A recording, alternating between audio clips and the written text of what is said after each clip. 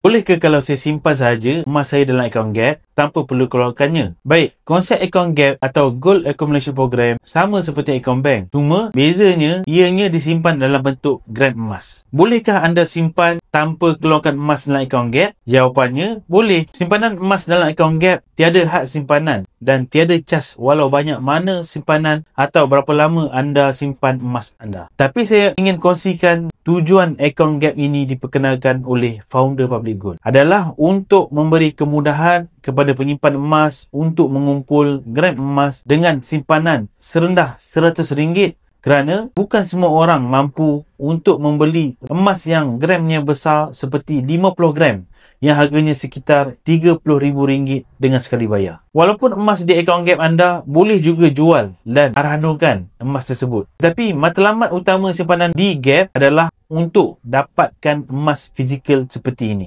Sebab emas fizikal yang disimpan sendiri memegang nilai kekayaan yang sebenar. Dan semestinya simpanan emas bersama Public Gold adalah mudah, murah dan patut syariah. Nak saya bantu mulakan tabungan emas serendah RM100 melalui akaun emas Gap di Public Gold? Anda boleh isi borang sign up di bawah untuk saya bantu daftarkan akaun secara percuma dan saya akan bimbing sebaiknya.